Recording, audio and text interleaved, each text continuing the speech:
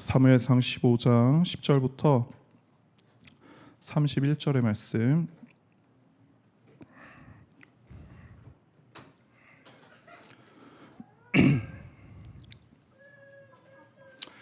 우리가 함께 읽도록 하겠습니다.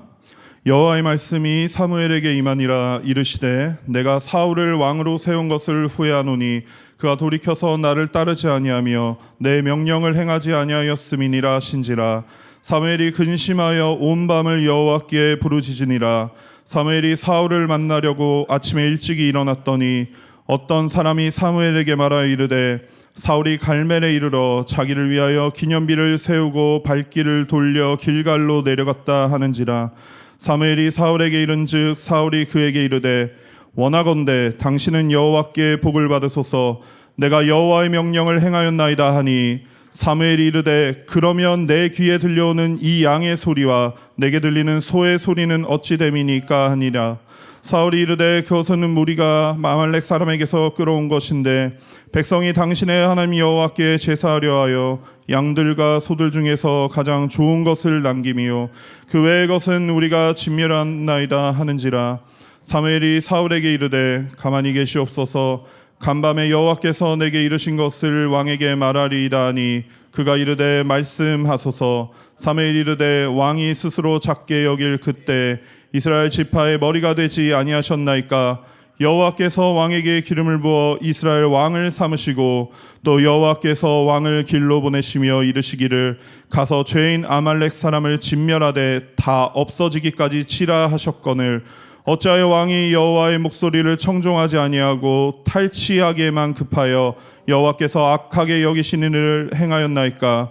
사울이 사무엘에게 이르되 나는 실로 여호와의 목소리를 청종하여 여호와께서 보내신 길로 가서 아말렉 왕 아각을 끌어왔고 아말렉 사람들을 진멸하였으나 다만 백성이 그 마땅히 멸할 것 중에서 가장 좋은 것으로 길갈에서 당신의 하나님 여호와께 제사하려고 양과 소를 끌어왔나이다 하는지라.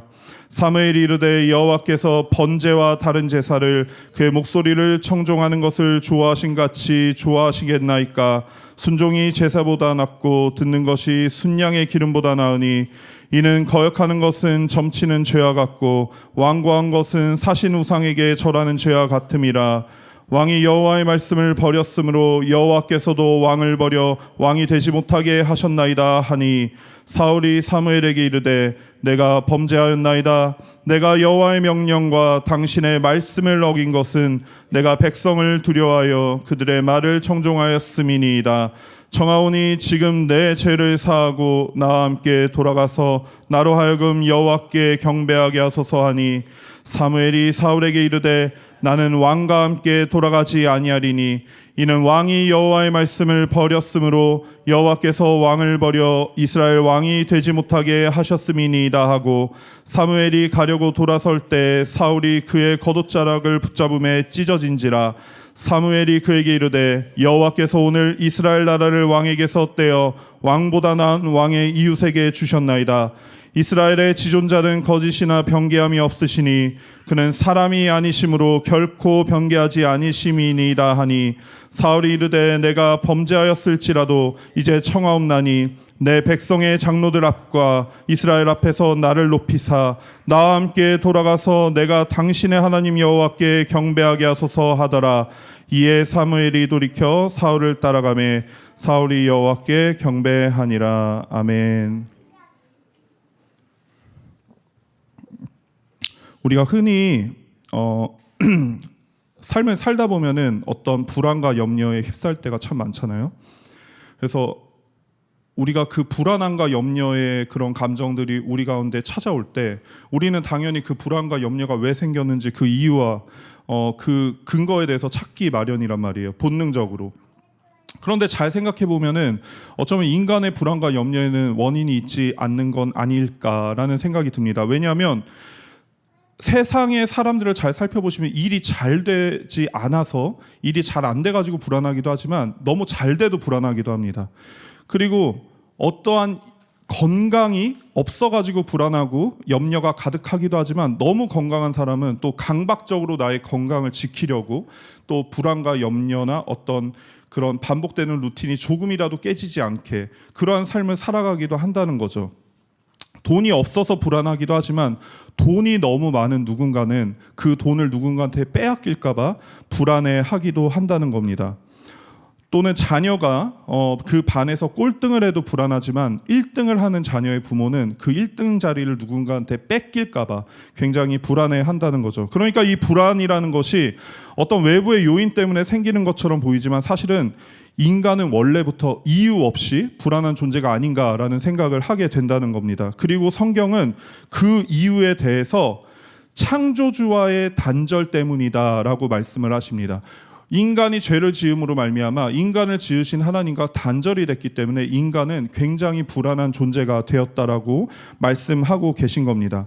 하나님과 죄로 인해 단절된 인간이 우리의 삶에서 한번 그 비유를 찾아보자면은 마치 부모를 잃어버린 어린아이와 같습니다.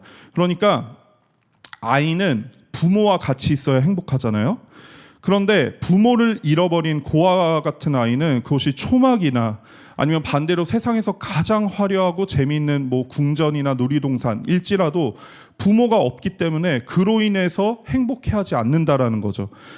어떠한 눈앞에 맛없는 것들이 있거나 반대로 맛있는 것들이 산더미처럼 쌓여 있어도 그것이 그 아이의 행복을 논하지는 않는다는 거죠. 왜냐하면 부모가 있어야 되기 때문입니다.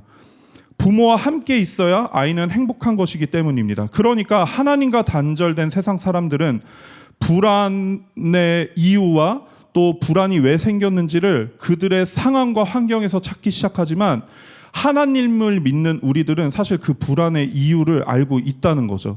근데 세상은 모르기 때문에 그들이 불안을 해소하는 여러 가지 방법들이 있는데 그 방법 중에 계급을 나누는 것들, 그러한 것들이 나타납니다. 그러니까 나 자신의 존재의 불안정성을 계급의 가식성으로 나의 불안정한 위치를 확고히 하고 불안을 해소할 구조를 만드는 거죠. 그러니까 우리가 인터넷에 보시잖아요. 그럼 세상에 존재하는 모든 것들에 등급이 매겨져 있어요. 등급표가 있습니다. 스마트폰도 등급표가 있고요. 명품도 등급표가 있어요.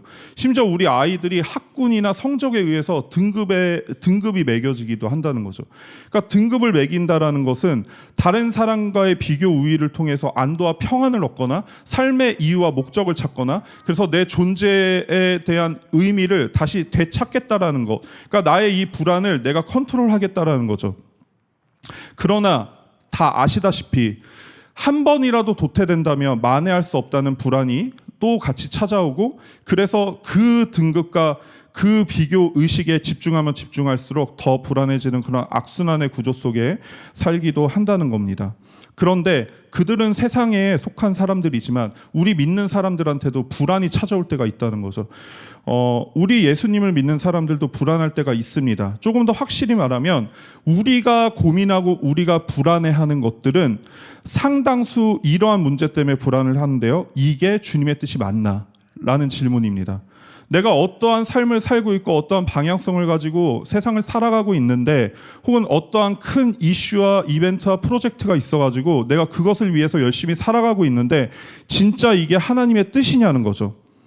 성경 속에 모든 답이 있다고는 하지만 나를 향한 개인적인 하나님의 계획이 무엇인지 엄청나게 궁금하다는 겁니다. 왜냐하면 성경 안에 우리가 뭐 어느 대학교에 진학을 해야 되는지 어떠한 직업을 가져야 되는지 누구를 만나야 되는지 이런 것들에 대한 어떤 답은 없잖아요. 그러니까 우리는 믿는 자들은 하나님의 뜻이 어디에 있는지를 끊임없이 찾습니다. 여기가 하나님의 뜻인가? 이걸 하는 게 하나님의 뜻인가? 저기에 가는 게 하나님의 뜻인가? 아니면 하지 않는 게 하나님의 뜻인가? 어떠한 일을 했는데 도중에 스탑을 해야 하나님의 뜻인가? 아니면 계속해서 밀고 나가야 하나님의 뜻인가? 이런 질문들을 끊임없이 한다는 거죠. 그렇다면 우리가 선택한 그 일이 하나님의 뜻이 맞는지 아닌지를 어떻게 알 수 있을까요? 제가 종종 우리 더복교회를 보잖아요. 그러면 우리 교회가 김포에 개척을 했고 다른 목사님 두 분은 이제 한 분은 의정부에 계시고 한 분은 경기도 광주에 계시잖아요. 그러니까 제 마음 가운데 이렇게 교회를 묵상하다가 우리가 김포에 개척을 한 게 하나님의 뜻이었을까라는 생각이 들 때가 있어요. 우리가 스튜디오 처치로 이제 개척을 했잖아요. 이런 모양과 모습으로 개척을 하는 게 정말 하나님의 뜻이었을까라는 질문이 제 가운데 있을 때가 있습니다. 좀 더 좋은 지역이 있지 않았을까? 아니면 좀 더 나은 형태나 방법이 있지는 않았을까? 그런 생각들을 하게 된다는 겁니다. 그런데 그런 생각들을 제가 되게 깊게 그리고 꼬리에 꼬리를 물고 끊임없이 하게 될 때는요, 여지없이 어떠한 가시적인 성과가 없거나 우리의 사역을 통한 어떤 열매가 없거나 뭔가 내 안에 공허함과 불안이 찾아왔을 때, 그랬을 때 그런 고민과 그런 질문들을 하게 된다는 거죠. 만약에 우리 교회가 개척을 하자마자 폭발적인 성장을 하고 스튜디오를 통해서 초창기처럼 의미 있는 수많은 촬영들이 있었다면은 그럼 이런 생각들을 하지 않았을 거라는 겁니다. 그러니까 우리 믿는 자들도 흔히 하나님의 뜻을 헤아려 볼 때 그 일의 결과를 보고 헤아려 볼 때가 참 많다는 겁니다. 해봐서 잘 되면 하나님의 뜻이었고 잘 안 되는 것 같으면 하나님의 뜻이 아니었다. 이렇게 생각할 때가 참 많다는 겁니다. 그런데 오늘 본문을 보시면요, 그 말에 큰 모순이 있다는 걸 우리가 알 수 있습니다. 오늘 본문의 시작이요, 하나님의 말씀이 선지자 사무엘에게 임하니라로 시작을 합니다. 그런데 그 내용이 굉장히 심상치 않습니다. 11절에 하나님께서 사울을 왕으로 세운 것을 후회하신다라고 말씀을 하십니다. 그런데 그 이유가 뭐냐면요, 그가 돌이켜서 나를 따르지 아니하며 내 명령을 행하지 아니하였다, 이렇게 말씀하시는 거예요. 그러니까 사울이 하나님의 말씀을 행하지 않았다라고 하나님께서 말씀하십니다. 우리가 읽지는 않았지만 우리가 오늘 읽은 본문의 앞쪽에 사울이 하나님의 명령에 따라 아말렉과 전쟁을 치렀어요. 근데 하나님의 명령에 따라 아말렉과 전쟁을 치렀는데 그 결과가 어땠냐면은 전쟁에서 승리했습니다. 그런데 모든 것을 진멸하라는 하나님의 명령을 이 사울이 어긴 거예요. 전리품도 다 불태 없어라고 주께서 말씀하셨는데 그걸 취득한 거죠. 근데 13절에 보시면 사울의 모습이 굉장히 이상한 것을 볼 수 있습니다. 그러니까 사무엘이 사울에게 이른즉 사울이 그에게 이르되 원하건대 당신은 여호와께 복을 받으소서, 내가 여호와의 명령을 행하였나이다, 이렇게 얘기를 한단 말이에요. 그러니까 이 말이 뭐냐면요, 지금 사울이 사무엘을 보고도, 하나님의 선지자인 사무엘을 보고도 너무 당당하고 또 어떤 이 분위기로 봐서 굉장히 반갑게 인사를 하는 걸 알 수 있어요. 그 이유가 뭐죠? 내가 하나님의 명령을 행하였나이다. 내가 하나님의 명령을 행하였나이다. 분명히 앞에서 하나님께서 사무엘에게 사울이 나를 거역하였다, 내 명령을 청종하지 않았다라고 말씀하셨는데, 근데 사울의 모습은 전혀 그런 모습이 아니라는 거죠. 당당하게 사무엘에게 내가 여호와의 명령을 행하였나이다. 사울은 하나님의 명령을 행하였다고 당당하게 말하고 있습니다. 왜냐하면요, 아말렉과의 전쟁에서 승리했거든요. 전쟁에서 가장 중요한 것은 수단과 방법을 가리지 않고 이기는 거잖아요. 패배하면은 죽음밖에 없기 때문이죠. 그렇게 이스라엘은 반드시 이 전쟁에서 이겨야만 했습니다. 더군다나 아말렉은 이스라엘을 그 옛날 모세 때부터 계속해서 끊임없이 괴롭히던 족속이었죠. 그러니까 이스라엘과는 늘 적대적인 관계였기 때문에 더더욱이 이 전쟁에서 질 수가 없었던 겁니다. 그리고 이스라엘의 왕인 사울은 그 전쟁에서 승리를 거뒀습니다. 그러니까 사울은 지금 이스라엘의 영웅인 거죠. 전쟁을 승리한 영웅인 거죠. 근데 그가 하나님의 백성들을 지켰고요. 만약에 사울이 전쟁에서 졌다면 사무엘이 당신이 하나님의 명령을 어겼습니다라고 얘기했을 때 군말 없이 숙이고 들어갔겠죠. 그런데 결과가 너무 좋잖아요. 결과가 너무 좋았어요. 물론 전쟁의 과정 중에 사소한 불순종은 있었습니다. 하지만 그의 업적을 생각한다면 그깟 전리품 조금 취득했다고 해서 문제될 건 없다고 생각을 합니다. 아니, 상식적으로 생각해보면 오히려 잘한 일인지도 모르죠. 상식적으로 생각했을 때요. 전쟁에서 승리하고 전리품을 서로 나누며 병사들의 노고를 치하하고 또 그 전리품을 사람이 갖는 것에 그치지 않고 심지어는 더 나아가서 15절에 뭐래요? 하나님 여호와께 제사하려 하여 양들과 소들 중에서 가장 좋은 것을 남겼습니다, 이렇게 얘기를 하잖아요. 전쟁을 승리로 이끌어주신 여호와 하나님께 최고의 제사를 드리기 위해서 그 제물로 사용한 것들을 그가 가져온 거란 말이에요. 내가 갖지 않고 하나님께 제사로 드리려고. 물론 숨겨진 의도가 있는지 어떤지는 잘 모르겠으나, 그런데 이 성경에서 말씀하시는 그 문자 그대로 해석하다면 그렇다라고 말을 하고 있는 거죠. 그러면 모든 게 이해가 되는 거죠. 사울은 하나님과 백성들 모두를 생각해서 그런 선택을 했던 겁니다. 오히려 모두 다 없애서 어떠한 유익도 없는 것보다 훨씬 더 나은 선택이라고까지 생각이 되어집니다. 하나님의 명령에 대해 작은 오해가 있었으나 가장 중요한 전쟁에서 승리했으니까 아무 문제 없는 게 아닐까요? 그런데 하나님은 사울을 왕으로 세우신 것을 후회한다, 이렇게까지 얘기를 하신단 말이에요. 아니, 별거 아닌 불순종에 하나님 너무 째째하게 반응하시는 거 아닙니까? 사람이 일을 하다 보면 실수를 할 때도 있고, 모두 다 어떻게 100% 다 온전히 순종할 수 있겠어요. 그런데 하나님이 이 작은 불순종을 너무 크게 생각하시는 것 아닌가 하는 생각까지 든다는 겁니다. 그러니까 지금 사울도 계속해서 사무엘한테 내가 하나님의 말씀을 불순종한 게 아닙니다라고 해서 계속 변명을 하는 거예요. 사무엘이 사울의 불순종에 대해서 이야기하자 20절에 사울이 이렇게 얘기합니다. 사울이 사무엘에게 이르되 나는 실로 여호와의 목소리를 청종하여 여호와께서 보내신 길로 가서 아말렉 왕 아각을 끌어왔고 아말렉 사람들을 진멸하였으니, 이렇게 얘기를 하고 있단 말이에요. 그대로 행했습니다. 그대로 전쟁에 나갔고, 하나님의 말씀에 순종해서 전쟁에 나갔고 아말렉과 싸워서 승리했고 진멸했습니다. 그러나 작은 불순종은 있었지만 가장 큰 틀에서 봤을 때 저는 여호와의 명령에 순종한 겁니다. 이렇게 얘기를 하고 있단 말이에요. 그리고 그 진멸하지 않고 가장 좋은 양과 소를 끌어온 이유도 여호와께 제사하려고 가져왔다고 하고 있잖아요. 전쟁에서 승리했습니다. 모든 것이 더 풍족해졌죠.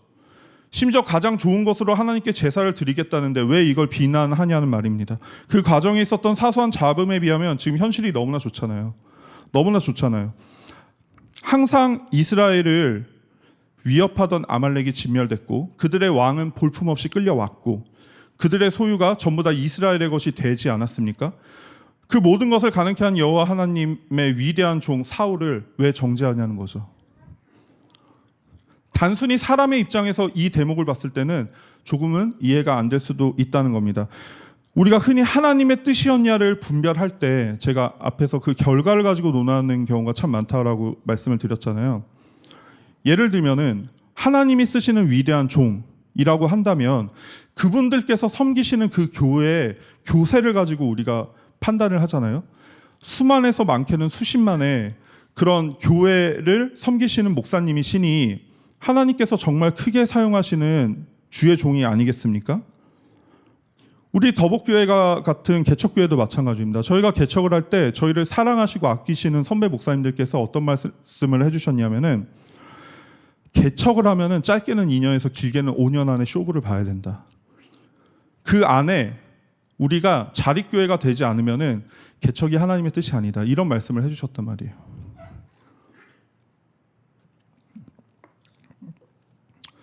만약에 그렇게 되지 않았다면 하나님의 뜻이 아닌 걸로 알고 마무리 져야 된다. 그러니까 개척하자마자 열심히 달려가라, 이런 조언을 해주셨어요. 그 의도는 우리를 아끼시고 사랑하신다라는 것을 알기 때문에 우리가 묵묵히 들었으나, 그런데 정말 이게 맞냐는 거죠. 세상을 살아갈 때도 마찬가지입니다. 인생의 선택의 기로에서 내가 어떤 선택을 했을 때 만약 하나님의 뜻이 그 선택 가운데 있었다면 형통해야 되잖아요. 그런데 그 선택 가운데 문제가 발생한다면, 내가 하나님의 뜻이 아닌데 내 고집대로, 내 생각대로 행한 건가? 라는 질문을 갖게 된다는 거죠. 그러니까 사실은 우리가 하나님의 뜻대로 살기를 바라고 그 뜻을 알고 싶어하는 그 이면에는 어쩌면 그래야만 최고의 결과가 나오기 때문이라는 동기가 있다는 겁니다. 물론 맞는 말이죠. 하나님의 뜻대로 사는 그분의 백성들에게는 하나님께서 최고의 결과만을 안겨주십니다. 그런데 문제는 하나님이 원하시는 과정을 철저하게 살아낸 후에 하나님께서 주신 결과가 때로는 우리 마음에 안 들 때가 있다는 거죠. 근데 그럼에도 불구하고 어떤 결과든지 하나님께서 나를 위해 주신 최상의 것이라는 순전한 믿음의 고백이 있고, 반대편에서는 내가 생각하는 최고의 결과, 최고의 축복이라 생각하는 결과를 낼 수만 있다면 어떤 과정을 겪던 그것이 하나님의 원하시는 뜻이라고 생각하는 위장된 믿음의 고백이 있다는 겁니다.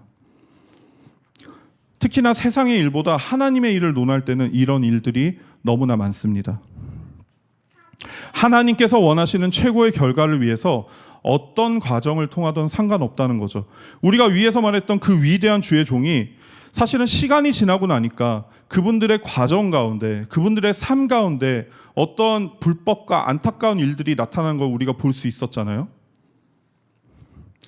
그러나 그분들을 사랑하시는 성도님들께서는 그분들의 업적 때문이라도, 그분들이 하신 위대한 일 때문이라도 그분들의 모든 과정들을 다 우리가 이해해야 된다, 이런 말씀도 하신단 말이에요.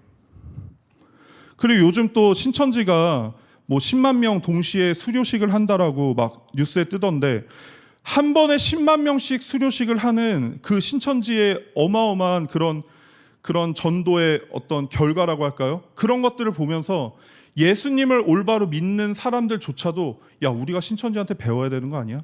이런 얘기들을 한단 말이에요. 왜요? 결과가 탁월하니까. 근데 그들의 방법이 어떠합니까? 온갖 거짓과 위선과 가정을 파괴하고 그들의 사회성을 말살시키는, 누가 보더라도 자명하게 하나님의 뜻이 아님에도 불구하고, 그럼에도 불구하고 우리 가운데 그런 마음이 생긴다는 거예요. 와, 쟤네 어떻게 전도하길래 저렇게 그 수많은 청년들이, 10만이나 되는 청년들이 수료식을 할까? 이러한 모든 생각들이 하나님을 오해할 때 나올 수 있는 생각입니다. 왜냐하면 우리 주님은요, 인간처럼, 사람처럼 생각하시는 분이 아니세요. 어떤 결과나 업적을 보고 영광 받으시는 분이 아니시라고요. 어떠한 결론과 어떠한 업적을 보고 그 존재에 대해서 논하시는 분이 아니라는 거예요. 사울의 변명 후에 22절에 그 유명한 말씀을 하십니다. 여호와께서 번제와 다른 제사를 그의 목소리를 청종하시는 것을 좋아하신 같이 좋아하시겠나이까. 순종이 제사보다 낫고 듣는 것이 순양의 기름보다 나으니. 여러분, 우리가 너무나 잘 알고 있는 이 말씀이, 순종이 제사보다 낫다라는 이 말씀이요, 단순히 목사님 말씀에 무조건 순종하라는 말씀이 아니에요. 그 말씀이 아니라 살아계신 하나님께서 우리를 향해서 정말 거룩한 초대장을 우리한테 보내시는 거란 말이에요. 그게 뭐냐면요, 어떠한 전통과 형식도, 또 세상에 빛나 보이는 업적과 가치도 하나님께 일말의 영광을 돌릴 수 없고 하나님 원하시지도 않는다라는 말씀을 하시는 거예요. 근데 그거보다 더 중요한 게 있는데, 그의 택한 백성이 주의 음성에 귀 기울이고 그분 앞으로 나아가서 그분을 사랑하고 그분과 동행하는 삶을 살아갈 때 단지 주님께서는 그것만으로만 참으로 기뻐하실 거다라고 우리에게 올바른 초대장을 주시는 거라고요. 그러니까 그 유명한 미가서 6장 6절에서 8절의 말씀을 보시면요, 지금 읽지는 않겠지만 고민을 합니다. 내가 무엇을 가지고 하나님 앞에 나아갈까? 어떠한 것을 해야 하나님 기뻐하실까? 1년 된 송아지를 가지고 갈까? 천천의 순양을 가져갈까? 만만의 강물 같은 기름을 기뻐하실까? 내 맏아들을 드릴까? 내 영혼과 몸 모든 것들을 하나님께 드릴까? 라고 고민을 할 때 하나님께서 어떤 선택을 해야 하나님이 기뻐할까 막 고민하는 그에게 우리 주님 이렇게 말씀하십니다. 8절에 사람아, 주께서 선한 것이 무엇임을 내게 보이셨나니 여호와께서 내게 구하시는 것은 오직 정의를 행하며 인자를 사랑하며 겸손하게 너의 하나님과 함께 행하는 것이 아니냐. 그러니까 우리 하나님이 우리를, 그분을 사랑하는 백성들을 여기에 둬서 이런 일을 시키고 저기에 둬서 저런 일을 시키고 어떠한 업적을 이루게 하고 어떤 결과물의 어떤 주인공으로서 그 중심에 세우고 이런 걸 통해서 하나님 기뻐하시는 게 아니고요, 이러한 일들과 업적들로는 하나님께 영광을 돌릴 수 없고 어떤 비전의 성취나 개인이든 공동체든 그 수의 탁월함이나 그 공동체의 탁월함으로 하나님의 뜻을 논하거나 하나님께 영광을 돌리지 말라는 말씀이죠. 근데 하나님께서 기뻐하시는 게 뭐래요? 정의를 행하며 인자를 사랑하고 겸손하게 하나님과 동행하라. 이게 하나님의 뜻이라고 말씀을 하시는 거예요. 사역이든 인생이든 우리의 선택 앞에서 하나님의 뜻을 빙자한 내 불안을 잠재우고 내 평안을 담보할 수 있는, 마치 점치는 죄와 같고 우상에게 절하는 죄와 같이 하나님의 뜻을 여기는 자들에게 우리 주님이 말씀하시는 거죠. 너희가 하고자 하는 일들에 대한 성공 여부나 나의 뜻을 묻지 말고 어떤 그 일들을 통해서 이루실 하나님의 업적의 유무도 되묻지 말고 그런 것보다는 우리 인생에 대해서 가지고 계신 하나님의 뜻을 정확하게 알기를 원한다. 그렇게 말씀하시는 거 아니겠습니까? 그러니까 사울은 전쟁의 승리라는, 사울이 생각하는 최고의 결과를 내놓았지만, 그리고 주변의 모든 하나님의 백성들이 그 행보를 아마도 지지했을 겁니다. 그런데 우리 주님은 사울이 이루어낸 결과에는 관심이 없으셨다는 겁니다. 세상은 어떤 과정을 걷든 결과만 좋으면 오케이지만 우리 주님은 극단적으로 말하면 결과나 업적을 안 보시는 분이시라는 거예요. 이미 그분의 뜻인지 아닌지가 과정에 드러나기 때문입니다. 우리 주님이 가장 관심 있어 하신 것은 사울의 업적이 아닙니다. 전쟁의 승리가 아닙니다. 사울입니다. 사울 그 자체, 그 존재. 정확하게는 그 마음의 중심을 보신다는 거죠. 그 마음의 동기를 보신다는 거예요. 그걸 왜 결정했냐는 거죠. 왜 그 자리에 갔냐는 거죠. 왜 그 방법론을 선택했냐는 거죠. 그랬더니 사울이 고백합니다. 24절, 내가 여호와의 명령과 당신의 말씀을 어긴 것은, 어겼다라고 고백을 합니다. 내가 백성을 두려워하여 그들의 말을 청종하였음이니이다. 사울은 하나님의 명령을 청종했다고 거짓말을 했지만, 근데 사실은 그가 하나님의 명령을 청종하고 순종한 것이 아니었고 오히려 그는 하나님의 말씀보다 백성들의 말을 더 신경 쓰고 있었다라고 고백을 합니다. 사람들의 여론과 인기몰이에 더 관심이 있었고 자신을 세우신 이스라엘의 참 왕이신 하나님보다 내가 지금 이스라엘의 왕이라는 위치에 있는 것 그 자체에 더 관심이 있었다는 거죠.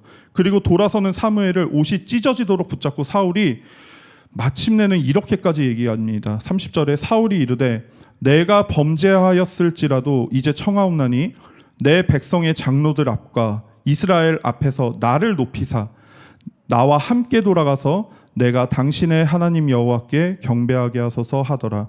그는 회개를 위해서 사무엘을 붙잡지 않았습니다. 그의 마음을 다시 돌이켜서 회개해서 그 방향을 틀어서 여호와 하나님께 나아가기 위해서 사무엘을 붙잡은 게 아니라 백성들 앞에 창피당하지 않기 위해서, 속된 말로 쪽팔리기 싫어가지고 하나님의 사람인 사무엘을 붙잡았습니다. 내가 백성들 앞에 하나님의 뜻을 불순종한 그런 타락한 왕으로 남지 않도록 나와 함께 가서 나를 높여주는 퍼포먼스를 해달라고 사무엘에게 얘기를 하는 거죠. 이미 그는 하나님보다 여론을 섬기고 있었습니다. 하나님께 버림받는 것보다 대중에게 버림받는 것이 더 두려운 사람이 됐다는 겁니다. 사실은 이 땅을 살아가는 그리스도인들도 또 하나님의 일을 하는 사역자들도 하나님보다 세상을 더 두려워할 때가 참 많습니다. 최근 찬양으로 세계적으로 유명한 교회의 문제가 불거지는 것들을 보았습니다. 그리고 얼마 전 국내의 가장 유명한 사역단체들의 리더들의 넘어짐도 보았습니다. 가장 충격적이었던 것은 이미 내부자들은 그들의 옳지 않은 행실을 다 알고 있었다는 점입니다. 그럼에도 불구하고 그들이 함구하고 있었던 이유는, 그들이 문제 삼지 않았던 이유는 단 하나였습니다. 그들이 여전히 너무나 잘 나갔기 때문에, 그들이 여전히 너무나 많은 자들에게 영향을 주고 있는 사역팀이고 교회였기 때문에, 여전히 세계적으로 가장 영향력 있는 교회였기 때문에 가만히 있었습니다. 이런 일들을 문제 삼는다면 잘 나가고 있는 그들의 사역이 망쳐질까 봐 두려웠을 것입니다. 많은 사랑을 받는 만큼 많은 사람들의 비난이 두려웠을 것이고, 또 혹자는 그들을 두둔하면서 열매로 나무를 안다고 말씀하셨는데, 그런 하나님의 놀라운 일들이 일어나고 많은 사람들이 하나님께 돌아오고 있는데 그럴 리 없다면서 부정하기도 합니다. 그러나 성경 어디에도 열매를 어떤 일의 성공이나 업적으로 설명하시는 곳은 없습니다.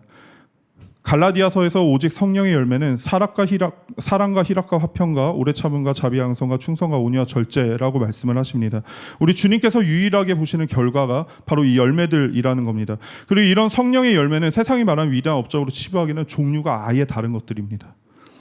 바로 여기에 중요한 하나님의 뜻이 있는 겁니다. 우리 교회가 하나님의 뜻에 따라 세워진 교회인가는 어느 지역에 개척을 했고 어떤 형태로 개척을 했고 성도수가 몇 명이고 이런 것들로는 알 수가 없다는 거죠.